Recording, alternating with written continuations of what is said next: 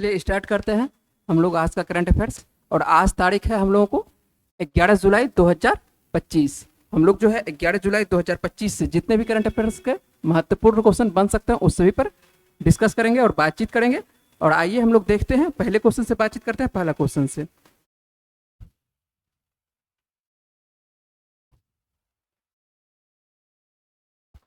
चलिए, पहला क्वेश्चन क्या है? हाल ही में एक दिवस मनाया, कौन सा दिवस मनाया गया है? राष्ट्रीय मत्स्य कृषक दिवस है ना। ये जो है मत्स्य से संबंधित, ये फार्मर से संबंधित है ना।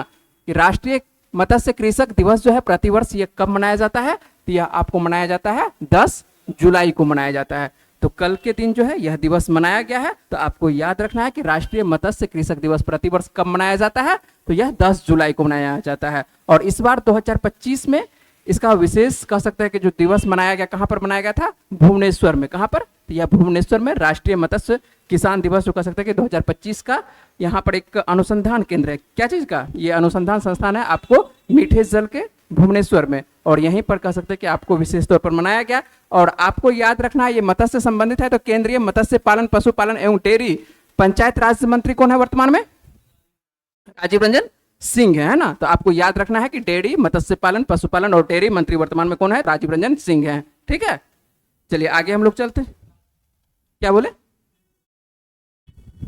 तो आपको सीधी सी बात है, यहां से दिवस जो है किसी भी एग्जाम में पूछा जाता है। दिवस आपको बार बार पूछाता है, और आप पुराना दिवस नहीं पूछाता है, नया नया दिवस पूछा जाता है। तो नया नया दिवस आप लोगों को ध्यान रखना है, जैसे कि नेशनल फिश फार्मर डे, इसको याद रखना है कि कब।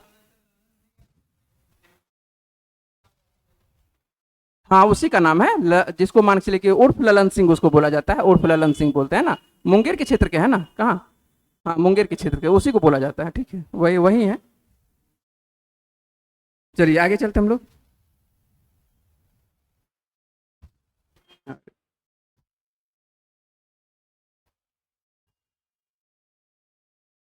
नेक्स्ट प्रश्न देख लेते हैं हम लोग। क्या है कि हाल ही में केंद्र सरकार ने बाढ़ और भूस्खलन प्रभावित राज्यों के लिए कितनी राशि जारी की है? तो कितना? 1000 से 1000 करोड़ कह सकते हैं कि से अधिक। ठीक है, तो आपको ये किस किस राज्यों के लिए जारी किया गया सबसे पहले ये देख लेते हैं। और मान के चलिए क्यों जारी किया गया, तो आपको पता है कि आजकल जो है मानसून का मौसम है, और इस बार जो है अच्छी खासी बारिश हुई है ना। सभी क्षेत्रों में अच्छी खासी बारिश हो रही है। और मान के चलिए कि आपको जो दिखाई पड़ता है, जैसे केरल, मिजोरम, असम है ना, आपको ये मेघालय सब जो दिखाई पड़ता है, यहाँ पर क्या होती है?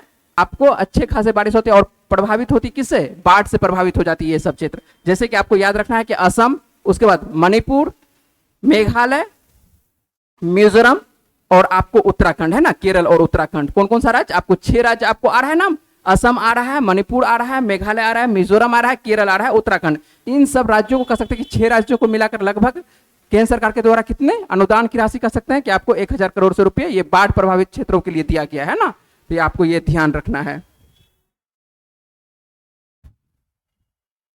इस बार अभी तक तो बिहार में बाढ़ का कहीं भी नहीं देखने को मिल रहा है ना। तो ठीक ठाक है, तो बाढ़ नहीं आएगा तो अच्छी बात है। लेकिन जिस भी क्षेत्र में बाढ़ आया है तो उस क्षेत्र के लिए क्या कहते हैं, केंद्र सरकार अपने तरफ से ध्यान दिया जा रहा है, और उस क्षेत्र को कह सकते हैं कि थोड़ा सा सुधार के लिए क्या अनुदान की राशि दी जा रही है बाढ़ के। चलिए आइए हम लोग देख लेते हैं, अगले प्रश्न पर बात करते हैं कि हाल ही में किस राज्य ने शहरी महिलाओं को सशक्त बनाने के लिए डीजी लक्ष्मी योजना, कौन सी योजना है? आपको डीजी लक्ष्मी योजना जो है शुरू किया है। किस राज्य के द्वारा? तो ये आंध्र प्रदेश के द्वारा। तो आंध्र प्रदेश, कल भी आपको बताए थे, कुछ योजना कल भी दिए थे और कुछ योजना आज भी है ना। कल सेहत से संबंधित योजना था, और आज जो है महिलाओं से आपको दिखाई पड़ रही है कि सशक्त बनाने के लिए। किसको सशक्त बनाने के लिए? महिलाओं को। तो शहरी महिलाओं के किसके बारे में बातचीत किया जा रहा है कि शहरी महिलाओं को सशक्त बनाने के लिए डीजी लक्ष्मी योजना। तो आपको सीधी सी बात है कि याद रखना है कि डीजी लक्ष्मी योजना जो है आपको किस राज्य के द्वारा? तो आंध्र प्रदेश के द्वारा। आंध्र प्रदेश के द्वारा स्टार्ट किया गया। और इसका उद्देश्य क्या रहेगा? उद्देश्य रहेगा जो शहरी कह सकते हैं कि गरीब महिला है उसको डिजिटल रूप में सशक्त बनाना है। क्या है? आपको जो शहरी गरीब महिला है उसको डिजिटल रूप में क्या करना है? सशक्त बनाना है। और एक परिवार एक उद्यम दृष्टिकोण का इसमें क्या करना है? क्रियान्वित करना है। ठीक है, और जैसे ही नाम आता है आंध्र प्रदेश का, आपको बात कर चुके हैं कि जैसे राज्य का नाम आएगा तो क्या बात करना है सभी? राज्य की राजधानी क्या है? मुख्यमंत्री कौन है? राज्यपाल कौन है? ठीक है, और लोकसभा, राज्यसभा, जब भी राज्य का नाम आएगा आपको बार बार बोलना है। तो आंध्र प्रदेश की राजधानी क्या है? अमरावती है ना। उसके बाद मुख्यमंत्री यहां पर वर्तमान में कौन है? चंद्रबाबू नायडू हैं। ठीक है, राज्यपाल कौन है? आपको एस अब्दुल नजीर है वर्तमान में। उसके बाद लोकसभा की वर्तमान में कितनी सीटें यहाँ पर आपको आंध्र प्रदेश में 25 सीटें हैं, जबकि राज्यसभा की कितनी सीटें हैं आपको 11 सीटें है ना। तो आपको ये याद रखना है बार बार, जब आपके जुबान से आएगा ये सब नाम तो आपको याद हो जाएगा आसानी से। चलिए आगे चलते हम लोग बातचीत करते हैं। और अगला प्रश्न भी आपको आंध्र प्रदेश से ही देखने को मिल रहा है, ठीक है। आंध्र प्रदेश आपको पता है कि आंध्र प्रदेश एक तो नई राजधानी बना रहा है ना, और सभी क्षेत्रों पर विशेष करके ध्यान दिया जा रहा है आंध्र प्रदेश में। तो आंध्र प्रदेश देखिए क्या है, नया एक यहाँ पर फिर से देखिए एक नया प्रश्न आपको देखने को मिल रहा है आंध्र प्रदेश से ही। हाल ही में किस राज्य ने मच्छरों से निपटने के लिए स्मार्ट एआई सिस्टम लॉन्च किया है? यही प्रश्न आपको मेन हेडिंग पर था, है ना, जो मुख्य पृष्ठ पर आपको दिखाई पड़ रहा था। यही प्रश्न आपको देखने मिल रहा था कि हाल ही में किस राज्य ने मच्छरों से निपटने के लिए स्मार्ट एआई सिस्टम लॉन्च किया है? तो किस राज्य के द्वारा? आपको आंध्र प्रदेश के द्वारा, है ना। तो आंध्र प्रदेश, सभी राज्य क्या सभी देश भी परेशान है मच्छर से, ठीक है। अब इसके लिए देखिए एआई सिस्टम लाया जा रहा है, किसके द्वारा? आंध्र प्रदेश के द्वारा लाया जा रहा है। और एक तरह से ये प्रोजेक्ट है ना, पायलट प्रोजेक्ट मतलब क्या? एक तरह से इस पर अनुसंधान के देखा जा रहा है कि ये सही से काम कर रहा है कि नहीं कर रहा है। यदि सही से काम करेगा सभी क्षेत्रों में जो लाया जा रहा है पायलट प्रोजेक्ट के तहत, यदि मान के चलिए कि सभी क्षेत्रों में काम किया जाएगा तो इसको अदर राज्य भी अपनाने की कोशिश करेगा, है ना। अब देखिए यहां पर पढ़ लेते हैं एक बार। आंध्र प्रदेश सरकार ने कहा कि विशेष रूप से बारिश के दिनों में, आजकल जो है बारिश के दिनों में क्या होती है, मच्छर ज्यादा हो जाता है सभी क्षेत्रों में, है ना। और इसी वक्त में आपको देखने को मिलेगा, क्या देखने को मिलेगा?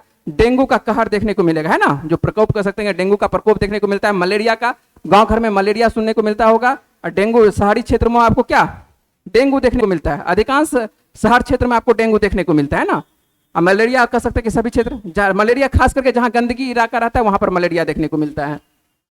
तो बहुत सारी बीमारी होती है जिससे कि मच्छर से होने वाली बीमारी है।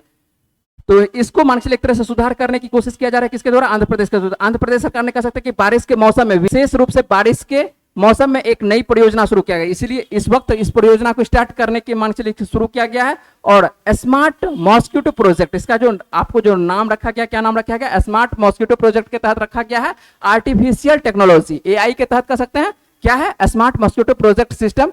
इस प्रोजेक्ट का नाम जो है आर्टिफिशियल एआई, सीधी सी बात है कि एआई रखा गया है ना। और इसमें आधुनिक तकनीक का इस्तेमाल किया जाएगा। क्या किया जाएगा? आधुनिक तकनीक का इस्तेमाल किया जाएगा। स्मार्ट सिस्टम पायलट प्रोजेक्ट आपको पता है चूंकि कि ये क्या है, एक पायलट प्रोजेक्ट के तौर पर इसको रखा गया है। और कितने मान के चलिए कि नगर निगम में इसको स्टार्ट किया जा रहा है अभी वर्तमान में? तो 6 नगर निगम है, और 6 नगर निगम में स्टार्ट किया जा रहा है। यदि एरिया देखते हैं कि कितने एरिया में ये मान के चलिए कि एक तरह से नोट रहेगा, ये 66 एरिया में, है ना।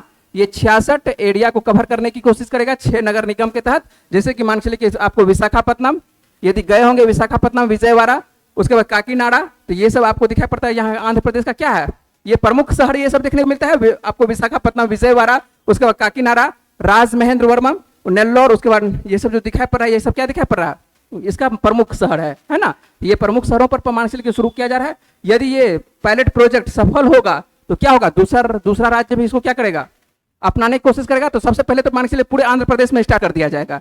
यदि सफल प्रोजेक्ट होता है तो पूरे आंध्र प्रदेश में, आंध्र प्रदेश के बाद क्या आपको पूरी तरह से दूसरे राज्यों में भी ये स्टार्ट होते हुए दिखाई पड़ेगी, ठीक है।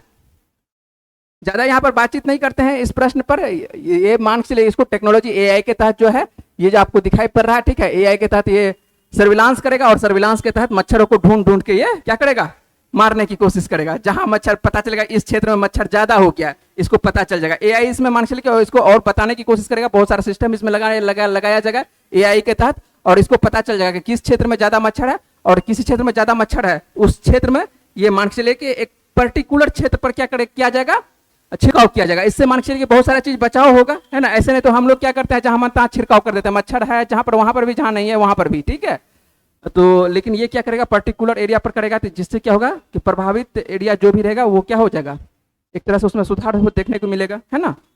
चलते हम लोग आगे प्रश्न पर बात करते हैं। ये एक अच्छा फल है ना। चलिए आगे हम लोग देख लेते हैं आगे क्या प्रश्न है। किस राज्य सरकार ने सरकारी नौकरियों में, देखिए ये अपने बिहार से संबंधित है ना, तो देख लीजिए अच्छे से प्रश्न को कि किस राज्य सरकार ने सरकारी नौकरियों में क्या कहते हैं महिलाओं को 35% आरक्षण देने के लिए अधिवास नीति को क्या कर दिया है, मंजूरी दे दी है ना। तो अधिवास में क्या किया है, अधिवास नीति को मंजूरी दे दिया, तो किसके द्वारा, अपने बिहार के द्वारा, ठीक है। तो बिहार के द्वारा पहले जो है इसमें क्या था, सभी के लिए ओपन था, ठीक है। ये जो आपको दिखाई पड़ रहा है पहले सरकारी नौकरियों में क्या था, महिलाओं के लिए उपलब्ध जो है 35% क्षैतिज आरक्षण था, मतलब कि सभी राज्यों के महिलाओं के लिए।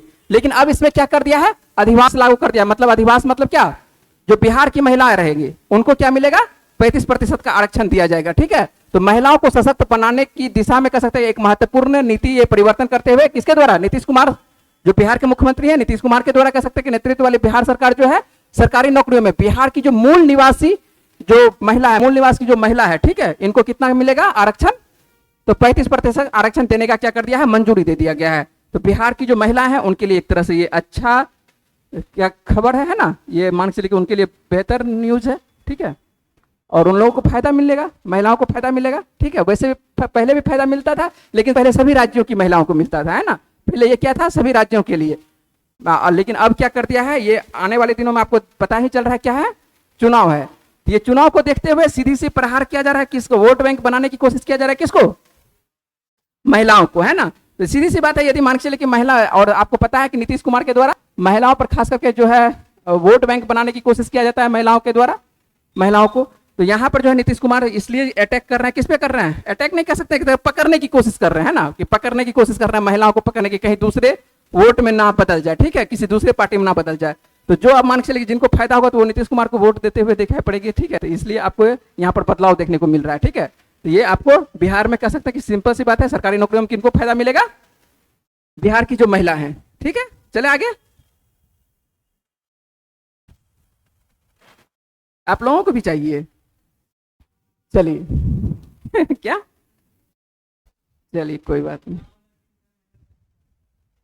नहीं ये सभी दिन रहेगा, ऐसा नहीं है कि मान के चलिए कि ये मंजूरी दे दिया है तो सभी दिन रहेगा। ठीक है, इसमें आप फिर से मान के चलिए दूसरा सरकार आएगा तो उसमें बदलाव करता है, एक अलग बात है, लेकिन ये सभी दिन रहेगा। ठीक है, चलिए आगे देख लेते हैं हम लोग, अगला प्रश्न देख लेते हैं। और ये प्रश्न आपको जो वीडियो देख रहे हैं उनके लिए भी बातचीत, उनको भी पता है, और मान के चलिए आप लोगों को भी बता रहे हैं।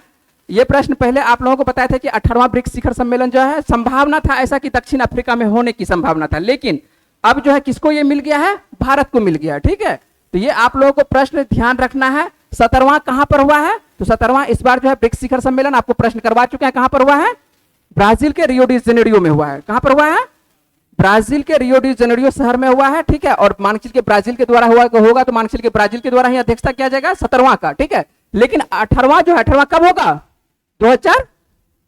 2026 में। ठीक है, तो 2026 में इसी वर्ष इसी मंथ के आसपास में, है ना, इसी मंथ के आसपास, जुलाई अगस्त के आसपास ये होता है, इसका मान के चलिए शिखर सम्मेलन बैठक होता है। तो आपको जो 18वां ब्रिक्स शिखर सम्मेलन होगा, इसका आयोजन अगले वर्ष नेक्स्ट ईयर जो है अपने भारत में होने वाला है। ठीक है, ये पहले संभावना ऐसा था कि दक्षिण अफ्रीका को हो सकता है कि मिल जाए, लेकिन अपने भारत को मिल गया है। ठीक है, तो ये आपको प्रश्न ध्यान रखना है। और प्रधानमंत्री नरेंद्र मोदी आपको बता चुके हैं कि ब्राजील के शहर रियो डी जेनेरियो में 17वें ब्रिक्स शिखर सम्मेलन में क्या लिए थे, भाग लिए थे। कौन लिए थे भाग, तो आपको प्रधानमंत्री नरेंद्र मोदी के द्वारा 17वां ब्रिक्स शिखर सम्मेलन में भाग लिया गया 2025 का। आपको याद रखना है ब्राजील के द्वारा किया गया था इसका अध्यक्षता, और ब्राजील के वर्तमान में राष्ट्रपति कौन है, आपको सीधा याद रखिएगा, शॉर्ट में याद रखिएगा, लूला डी सिल्वा याद रखिएगा। ठीक है, लूला दा सिल्वा भी पढ़ा जाता है या लूला डी सिल्वा भी पढ़ते हैं। ठीक है, तो लूला डी सिल्वा आपको याद रखिएगा शॉर्ट में कि लूला डी सिल्वा क्या है, आपको ब्राजील के राष्ट्रपति, और इन्हीं के द्वारा क्या किया जाता है, इस बार का अध्यक्षता किया जाता है। और जब मान के चलिए की अध्यक्षता समाप्त होती है तो अंत में क्या किया जाता है, अब जिस देश को अध्यक्षता दिया जाएगा तो उसको सौंप दिया जाता है कि अगले वर्ष किसको मिलेगा, मान के जिनको भी दिया जाएगा तो एक तरह से आगे बढ़ा दिया जाता है। तो शिखर सम्मेलन के अंत में क्या किया जाता है, ब्राजील ने क्या कहता है, ब्रिक्स शिखर सम्मेलन की अध्यक्षता किसको सौंप देता है, तो भारत को सौंप दिया है। और इसी तहत कह सकते हैं कि 2026 में 18वें ब्रिक्स शिखर सम्मेलन की अध्यक्षता किसके द्वारा किया जाएगा, या मेजबानी कर सकते हैं किसके द्वारा, भारत के द्वारा। तो सभी देशों को बुलाया जाएगा। और आप लोगों को ब्रिक्स से बार बार, जब भी ब्रिक्स से प्रश्न आता है तो आपको बार बार हम यहाँ पर क्या करवाते हैं, रिवीजन करवाते हैं। और हाल फिलहाल में रिवीजन करवाए थे, लेकिन एक बार फिर से आपको देख लेते हैं, यहाँ पर शॉर्ट में रिवीजन कर लेते हैं। ब्रिक्स में कितने वर्तमान में सदस्य देश है, कितना सदस्य देश है, आप लोगों को बता चुके हैं कितना सदस्य देश है, और कुछ बोलिए, BRICS है ना, ब्रिक्स प्लस अब लिखा जाता है। ठीक है, तो ब्रिक्स प्लस में आपको कितने देश दिखाई पड़ते हैं, 10 देश दिखाई पड़ते हैं। कितने देश दिखाई पड़ते हैं, 10 देश दिखाई पड़ते हैं। ठीक है, ब्रिक्स में पहले कितना था, मान के चलिए कि इसकी जो स्थापना होती है कब होती है, 2006 में पहला बैठक होता है, 2009 में होता है। ठीक है, और यहां पर आपको B4 क्या दिखाई पड़ता है, ब्राजील। ठीक है, R4 क्या दिखाई पड़ता है, रसिया। I4 क्या दिखाई पड़ता है, इंडिया। C4 क्या, चाइना। S4 क्या, साउथ अफ्रीका दिखाई पड़ता है। 2010 में इसमें साउथ अफ्रीका जुड़ता है, तो मान के चलिए पहले ब्रिक नाम था, उसके बाद S जुड़ जाता है, ब्रिक्स हो जाता है। 2024 में आपको 4 देश दिखाई पड़ता है, जुड़ते हुए दिखाई पड़ता है। प्रारंभिक में इसमें 5, चलिए ये तो आपको बता चुके हैं कि ब्राजील है, रूस है, भारत है, चीन है, दक्षिण अफ्रीका है, ये बता चुके हैं। 2024 में आपको क्या, इसमें कितने देश जुड़ते हैं, 4 देश, 5 देश की, ऐसा मान के चलिए कि आपको 5 देश का बोला गया था कि 5 देश इसमें जुड़ने वाला था, ठीक है। सऊदी अरब इसमें नहीं जुड़ता है। आपको बता रहे हैं यहाँ पर जो विशेष महानुभाव सब है, ठीक है, मान के चलिए अच्छे अच्छे मान के चलिए जो करंट अफेयर्स पढ़ाते हैं उनमें भी 11 दिया हुआ है कि मान के चलिए वर्तमान में कितने सदस्य देश हैं, इसमें 11 सदस्य देश है। लेकिन आपको बता रहे हैं और सही बता रहे हैं कि वर्तमान में कितने सदस्य देश हैं, 10 ही है, ठीक है। क्यों 11-10 में मान के चलिए मामला फंस रहा है, किसी किसी को कंफ्यूजन जो हो रहा है कि क्यों, कोई बोलता है कि 11 है, कोई बोलता है कितना है कि 10 है। तो आपको बताते हैं क्यों बोलता है। क्योंकि 2024 में जो है आपको इसमें ईरान, संयुक्त अरब अमीरात, मिस्र, इथोपिया, ये कितने देश, 4 देश। इसमें जो है शुरुआती अवस्था में बोला था, क्या बोला था कि सऊदी अरब हम भी शामिल होंगे। कौन होंगे, सऊदी अरब बोला कि हम भी शामिल होंगे, लेकिन ये क्या होती है, मान के चलिए कि शामिल नहीं होती है ना। सऊदी अरब इसमें जो है पीछे हट जाता है। देखिए यहां पे लिखे भी है, सऊदी अरब जो है अभी तक ब्रिक्स की अपनी सदस्यता को औपचारिक रूप नहीं दिया है, मतलब इसका जो राजा है अभी तक साइन नहीं किया है। 2024 में बोला था कि शामिल होंगे, लेकिन जब तक राजा साइन नहीं करेगा, जो ब्रिक्स के मान के चलिए जो आपको सऊदी अरब के जो वहां पर जो राजा है, ठीक है, सलमान, ठीक है, उनके द्वारा जब तक एक तरह से इसमें साइन नहीं किया जाएगा कि अध्यक्षता स्वीकार किया जाएगा, तब तक इसमें शामिल नहीं होगा। तो वर्तमान में कितने सदस्य देश हुआ, 5, 4, 9 हुआ, अभी वर्तमान बता रहे हैं। एक और आपको बताएं, कितना, 10 बताए हैं ना। अब देखिए 2025 में आपको इसमें एक और देश शामिल होते हैं। कौन देश शामिल होते हैं, इंडोनेशिया शामिल होते हैं। तो सऊदी अरब शामिल नहीं हुआ है, आपको ध्यान रखना है। इसमें कौन कौन सा देश शामिल हुआ है, पहले तो आपको ब्रिक्स से आसान नाम है, उसके बाद याद रखिएगा 2024 में ईरान, संयुक्त अरब अमीरात, उसके बाद मिस्र, उसके बाद इथोपिया, इस समूह में 4 देश शामिल होते हैं। सऊदी अरब की बात की गई थी, लेकिन सऊदी अरब इसमें शामिल औपचारिक रूप से शामिल नहीं होता है, तो ध्यान रखिएगा। और इस बार जो है मान के चलिए कि आपको 2024 में ही बात करता है, जब मान के चलिए कि ये सब देश शामिल हो रहा था, उसी वक्त एक और देश की बात आपको पता है कि मान के चलिए 25 में जब मान के चलिए ब्राजील जाते हैं हम लोगों के प्रधानमंत्री, तो कौन से देश से होते हुए जा रहे थे, अर्जेंटीना से होते हुए जा रहे थे, ठीक है। तो इन लोगों को भी मान के चलिए कि अर्जेंटीना को भी एक तरह से कहा गया है ऐसा कि ब्रिक्स में आप भी सम्मिलित होते हैं। ऐसा अनुमान था कि मान के चलिए कि 2024 में ब्रिक्स में ये भी सम्मिलित होगा, या 24 में नहीं हुआ, कम से कम 25 में आ जाएगा, लेकिन ये भी सम्मिलित नहीं होता है। बाद में जो है अपनी सदस्यता से ये भी क्या कर लेता है, पीछे हट जाता है। 2 देश पीछे हट गया, कौन कौन सा देश, अर्जेंटीना और सऊदी अरब, ठीक है। ये इसकी मान के चलिए कि ये तो पूर्णतः शामिल हो गया था, लेकिन बाद में ये साइन नहीं करता है राजा के द्वारा, तो इसका इसलिए मान्यता नहीं मिल रहा है, ठीक है। तो वर्तमान में कितने सदस्य देश ब्रिक्स में, 10। आपको ध्यान नहीं है आपका। इंडोनेशिया के बारे में बताया ना, 2025 में कौन होता है, जनवरी 2025 में कौन सम्मिलित होते हैं, इंडोनेशिया। फिर से एक बार देख लीजिए, 5 देश आपको, ब्राजील, रूस, भारत, चीन, दक्षिण अफ्रीका, ठीक है। 4 देश 2024 में ईरान, संयुक्त अरब अमीरात, उसके बाद मिस्र, इथोपिया शामिल हुए, ठीक है। और 2025 में कौन सा देश, इंडोनेशिया बोल रहे हैं, ठीक है। तो इंडोनेशिया 2025 में, तो कुल मिला के 5, 4, 9 उधर हुआ और 1 इधर हुआ, तो कुल मिला के 10 देश हो गया, ठीक है। आपको ये ध्यान रखना है, बार बार इसका रिवीजन करवा रहे हैं, और जब भी आता है यहां से प्रश्न तो आपको अच्छे से क्लियर करके बताते हैं। यदि आप इस तरह से क्लियर करके नहीं पढ़िएगा तो आपको गलत होने की संभावना, प्रश्न बन जाएगा, ठीक है। तो आप ध्यान रखिएगा। चलिए हम लोग आगे बात करते हैं, ज्यादा बातचीत कर चुके हैं। हाल ही में क्या कहते हैं, लॉन्च की गई एक पुस्तक लॉन्च किया गया है, 10 पैसे का पोस्ट कार्ड। कितने पैसे का, 10 पैसे का। आप लोग देखे थे 10 पैसा, चलते हुए नहीं देखे होंगे, इधर उधर कहीं कहीं तो देखे ही होंगे ना 10 पैसा, है ना। तो 10 पैसा मान के चलिए 10 पैसे क्या कहता है, पोस्ट कार्ड है। तो 10 पैसे का पोस्ट कार्ड कर सकते हैं, किसके द्वारा लॉन्च किया गया है, तो SN अहमद के द्वारा। किसके द्वारा, तो SN अहमद के द्वारा। ये जो है आपको सेवानिवृत्त भारतीय सेना के क्या है, अधिकारी हैं, और इन्हीं के द्वारा कह सकते हैं कि एक इनके द्वारा एक हृदय स्पर्शी पुस्तक लिखा गया। कौन सा पुस्तक, आपको 10 पैसे का पोस्ट कार्ड। और इसमें बताया क्या है कि मान के चलिए कि वही पहले उस दौर में जो है दर्शाता है कि पोस्ट कार्ड पर क्या लिखते थे लोग सब, मान के चलिए कुछ ना कुछ लिख के भेजते थे। तो पोस्ट कार्ड पर कैसे एक तरह से पहले जमाना में कैसे पोस्ट कार्ड का काम किया जाता था, पोस्ट कार्ड को एक तरह से जरिया बनाया जाता था संपर्क का, है ना। तो इसी के बारे में मान के चलिए इसमें विस्तार से ये पुस्तक लिखे हैं, किसके द्वारा। तो आपको याद रखना है, पुस्तक भी आप लोगों से प्रश्न पूछा जाता है।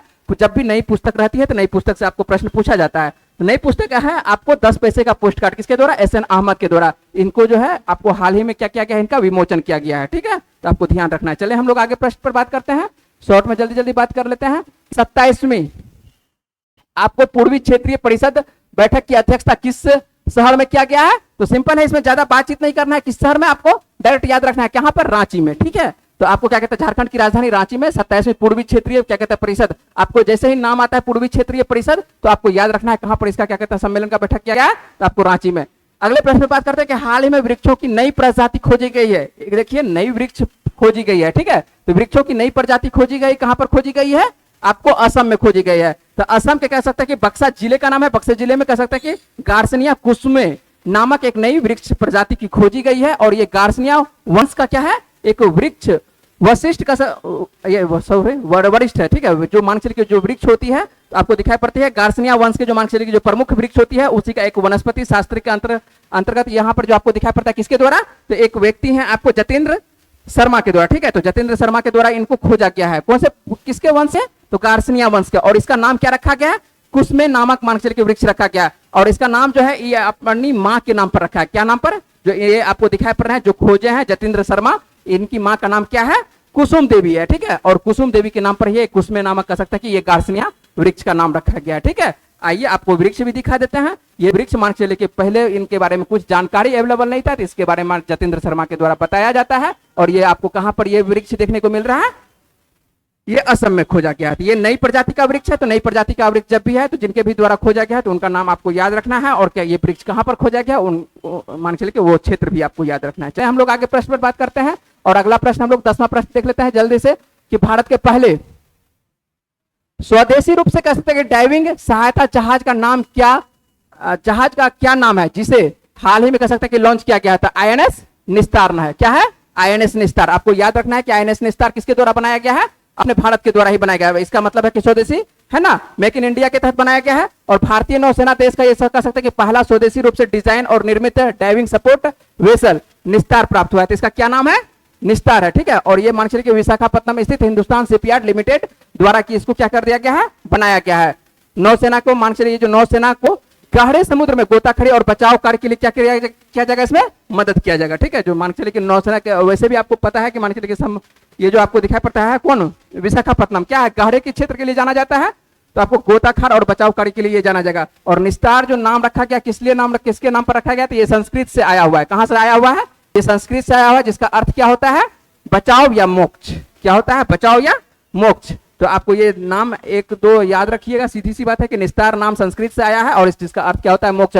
और यह जहाज जो दिखाई पड़ता है 118 मीटर लंबा है और इसका वजन, ये वजन सब जरूरत नहीं है, इसे आपको बता रहे हैं 10,000 टन है। और यह आधुनिक गोताखोरी कर सकते हैं, गोताखोर उपकरणों से ये क्या है, सुसज्जित है। और यह 300 मीटर गहराई तक क्या कर सकते हैं, गोता लगा सकता है। कितने अंदर तक, ये 300 मीटर तक, पानी में 300 मीटर काफी है। ये जो आपको दिखाई पड़ रहा है यही क्या है, आईएनएस निस्तार है, ठीक है। तो आईएनएस निस्तार इसको कह सकते हैं कि ये 300 मीटर है ना, तो ये गोता लगाना बहुत बड़ी जहाज है, ठीक है। तो आपको ध्यान रखना है, ये भारत के द्वारा खुद निर्मित किया गया है।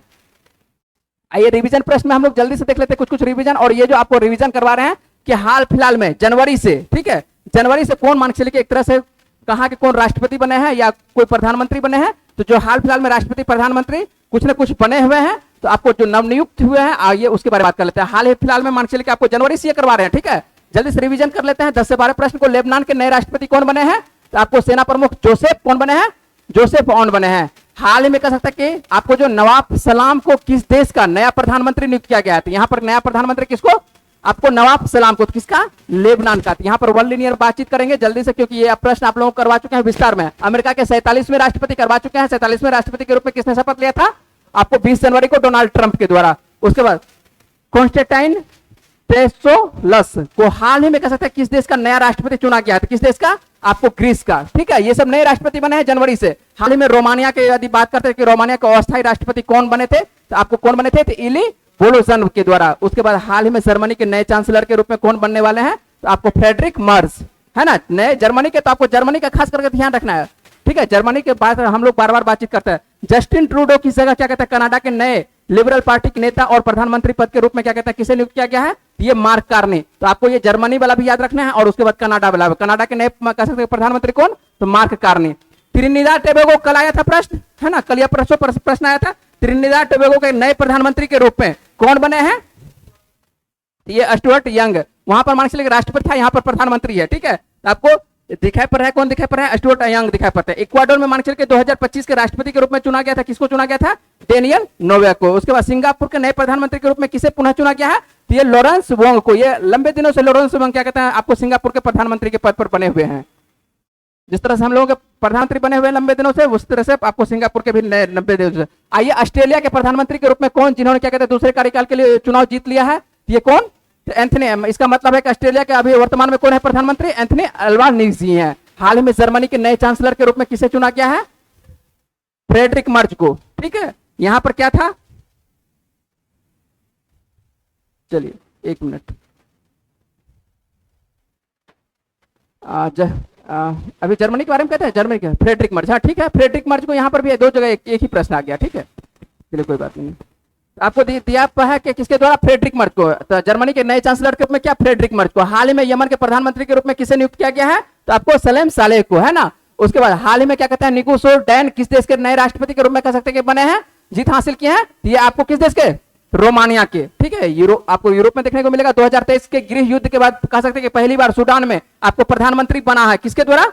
आपको कामिल इदरीस के द्वारा। ठीक है, तो आपको दिखाई पड़ा 2023 के बाद यहाँ पर प्रधानमंत्री पद खाली पद था, तो आपको इस बार 2025 में बन रहा है कौन? कामिल इदरीस बन रहा है। हाल ही में कह सकते हैं कि निकोसो डैन किस देश के राष्ट्रपति के रूप में चुनाव जीत लिया है? तो ये एक प्रश्न दोहरा दिया है यहाँ पर। ठीक है, तो आपको किसके द्वारा? रोमानिया के द्वारा। हाल ही में क्या कहते हैं, ली जे म्यांग किस देश के राष्ट्रपति चुना गया है? आपको दक्षिण कोरिया का। ठीक है, तो ये दक्षिण कोरिया वाला भी आपको याद रखना है। ठीक है, क्योंकि दक्षिण कोरिया से बार बार आपको प्रश्न देखने को मिलेगा। तो हाल ही में ली जे म्यांग आपको किस देश के राष्ट्रपति के रूप में चुने हैं? तो दक्षिण कोरिया के रूप में। हाल ही में पोलैंड के राष्ट्रपति के रूप में चुनाव किसने जीत लिया है? तो आपको करोल नवरोकी के द्वारा। तो ये सब प्रश्न आपको रिवीजन करवा रहे हैं, तो ये सब प्रश्न आपको विस्तार से करवा चुके हैं ना, तो ये आप ध्यान रखना है। आइए हम लोग जल्दी से बात कर लेते हैं। पिछले वीडियो में क्या आप लोगों से कल प्रश्न पूछे थे, तो कल का प्रश्न का जवाब क्या होगा, क्या आंसर होगा, जल्दी से आप लोग बताइए। हाल ही में कौन सा देश भारतीय यात्रियों के लिए यूपीआई सेवाएं देने वाला पहला कैरिबियाई देश बन गया? बताइए जल्दी से। त्रिनिदाद एंड टोबैगो, है ना। यही प्रश्न आपको कल दिए थे, तो आपका इसका सही आंसर क्या होगा? त्रिनिदाद एंड टोबैगो होगा। ठीक है, आपको ये याद रखना है। चलिए हम लोग देख लेते हैं जल्दी से आज का प्रश्न क्या है। आज का प्रश्न देख लेते हैं।